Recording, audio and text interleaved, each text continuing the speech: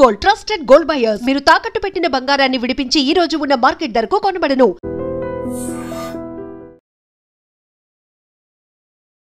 ముగ్గురు బిడ్డల తల్లిరా అమ్మ ఏడుస్తుంది, తమ్ముడా అమ్మ ఏడుస్తుంది, సెల్లెలా. నమస్తే, వెల్కమ్ టు ఐ డ్రీమ్. చేవెళ్లలో జరిగినటువంటి ఘటన ఎవ్వరు కూడా మర్చిపోలేం మనం. అంటే జీవితకాలం గుర్తుండిపోయే సంఘటన అనుకోవచ్చు ఒక రకంగా చెప్పాలంటే కూడా. అది ఎస్పెషల్లీ 19 మంది చనిపోయినరు. బట్ అందులో ఒక ఫ్యామిలీకి సంబంధించి ముగ్గురు ఆడబిడ్డలు, ముగ్గురు ఆడపిల్లలు కోల్పోయినటువంటి ఆ కుటుంబం బాధ మాత్రం వర్ణనాతీతం. సో ఎవరు ఈ ఇన్సిడెంట్ గురించి మాట్లాడినా చూసినా కూడా అయ్యో ఎంత కష్టం వచ్చింది ఆ ఫ్యామిలీకి అనే ఎవరైనా రెస్పాండ్ అవుతున్నారు. మనతో పాటు ఫోక్ సింగర్, ఈ తమ్మి తెలియని వంటి వాళ్ళు ఎవరు ఉండరు, భూతం రమేష్. ఈ ఇన్సిడెంట్ జరగగానే ఫస్ట్ రియాక్ట్ అయ్యి ఓ రెండు పదాలు జోడించి ఆయన పాట రూపంలో ఆ బాధని వర్ణించే ప్రయత్నం చేసిండు. సో అందుకనే ఆ పాట అందరికీ రీచ్ అయ్యేలాగా చేద్దాము. అట్లాగే ఎంత బాధాకరమైనటువంటి ఇన్సిడెంట్ అనేది కూడా పాట రూపంలో తెలియజేసే ఒక చిన్న ప్రయత్నం అనుకోండి.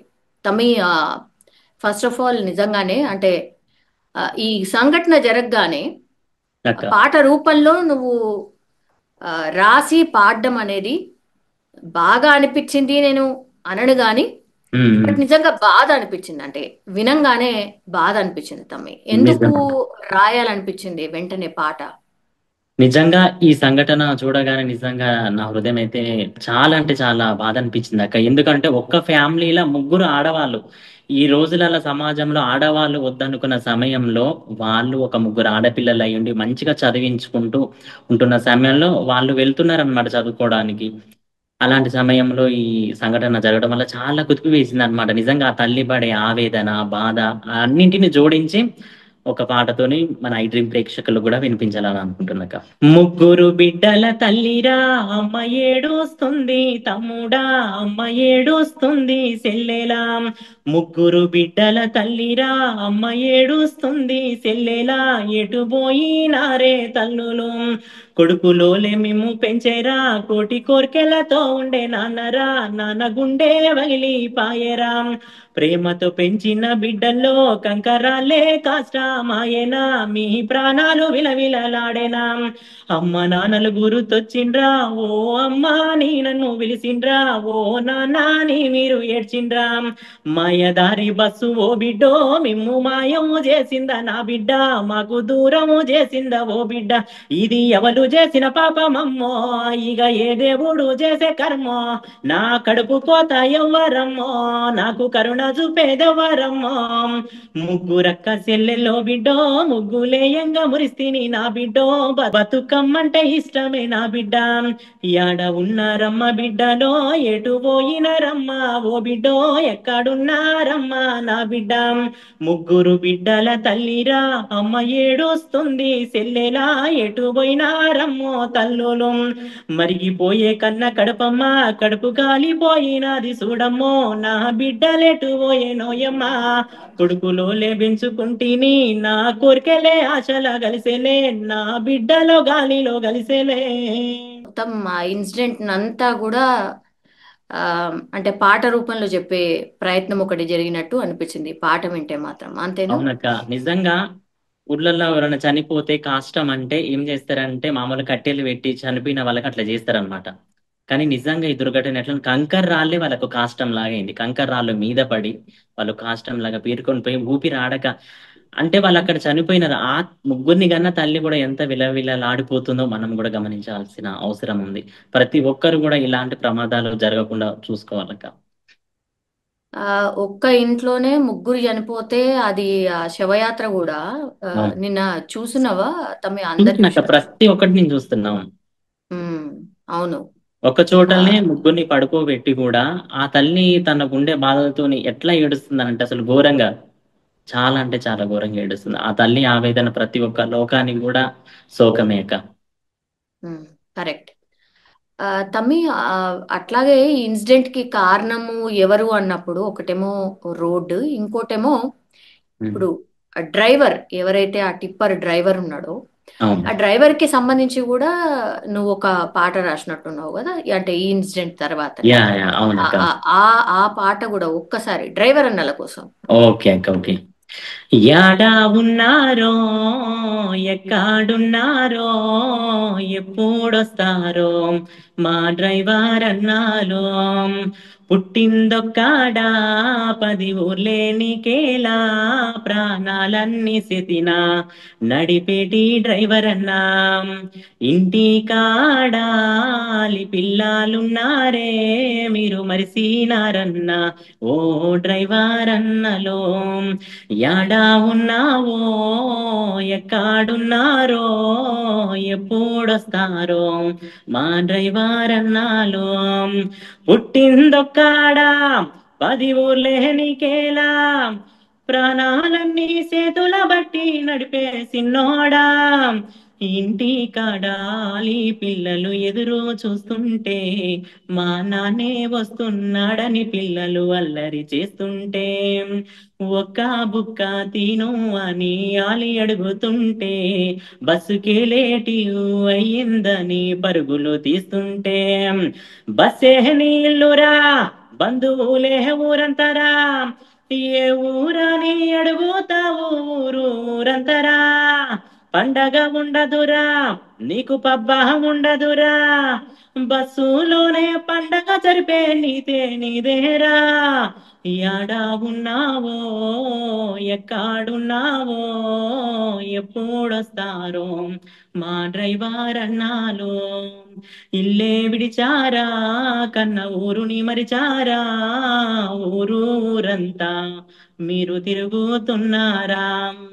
ఎవరి తప్పైనా డ్రైవర్ అన్నది అంటారే, అన్న కూడా తల వంచి పెద్ద మనసే నీదయ్యా. యాడా ఉన్నారో, ఎక్కడున్నారో, ఎప్పుడొస్తారో మా డ్రైవర్ అన్నాలో. ఎప్పుడొస్తారో మా డ్రైవర్ అన్నాలో.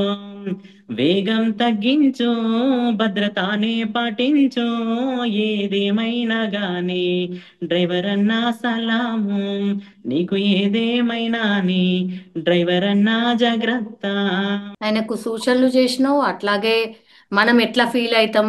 అది ఆ యా, అంటే మన ప్రాణాలు మొత్తం ఆయన చేతుల్నే ఉంటది, నువ్వు ఎంత జాగ్రత్తగా ఉండాలి. ఇప్పుడు అంతే నిజంగా కదా. చెప్పాలంటే వందలాది మంది మన బస్సులో ఉన్నా కూడా మనకు నడిపే ఒక 2 చేతుల దేవుడే డ్రైవర్ అని చెప్పుకోవచ్చు. తనని ఏంటంటే తన పొరపాటైనా వేరే వాళ్ళ పొరపాటైనా తనదే తప్పు. నిజం చెప్పుకోవాలి, లేకపోతే తన చేసిన తప్పు అయినా కూడా తనదే తప్పు. ఇప్పుడు డ్రైవర్ అనేది ఏంటంటే 10 మంది 10 రకాలుగా అనుకుంటారు కదక్క. అవును. డ్రైవర్ అన్నలకు కూడా వాళ్ళకు జాగ్రత్తగా ఉండాలని చెప్తూ, మీరేమైనా వేగంగా ఉన్న భద్రతను పాటించాలని చెప్తూ ప్రతి ఒక్క సూచనతోనే రాసిన పాట. పదాల కూర్పు చాలా అంటే చాలా బాగుంది తమ్మి. అంటే లైక్, అంటే ఎంతసేపట్లా రాయగలుగుతావు ఇట్లా ఇన్సిడెంట్ జరగగానే పాటలు? విత్ ఇన్ 10 minutes అక్క, అంతే. అంతేనా? ఆ విత్ ఇన్ ట్యూనింగ్ 10 minutes. కానీ అదెట్లా? అంతే. ఇంకా ట్యూనింగ్ అయితే ఆటోమేటిక్ వేరే ఏమైనా ట్యూన్స్ ఉంటే చూస్తా, కానీ మెయిన్లీ నేను కొత్తగా ప్రయత్నించే ఇప్పుడు ముగ్గురు బిడ్డల తల్లిరా అనేది అది మన ట్యూనే అనమాట. ఇంకా నేను కొత్తగా ఏదైనా సరే కొత్తగా చూపించాలి. ప్రతి ఒక్కరు అక్కడ ఫీల్ అవుతున్నారంటే నేను ఫీల్ అవుతాను అనమాట. ఎందుకంటే ప్రతి ఒక్కరి ఈ సమాజంలో నేను కూడా ఎన్నో ఇంటర్వ్యూలు చేసిన పల్లె పల్లె తిరుగుకుంటా.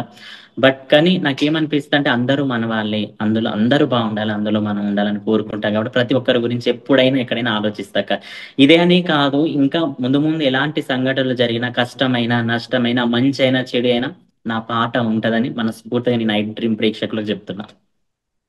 Yeah, thank you so much తమ్మి. యాక్చువల్లీ నీ పాట వల్లనైనా డ్రైవర్ ఉమ్, అనలు కావచ్చు, లేకపోతే ఆ పాపం ఆ తల్లికి కొంతనైనా ఓదార్పు ఉమ్, ఇస్తుందో అని మనం జస్ట్ అనుకోవాలి తప్పించి ఇంకా మన చేతుల్లో కూడా ఏం లేదు. కానీ నిజంగానే అంటే ఒక మూమెంట్ లాగా రావాల్సిన అవసరం ఉంది అంటావా? ఇప్పుడు బస్సెస్ కి సంబంధించి తమ్మి, అవును. ఫ్రీ బస్సెస్ ఉండొద్దు అనేది చాలా మంది ఒపీనియన్. ఇప్పుడు నీ ఓకే. ఒపీనియన్ ఏంటి?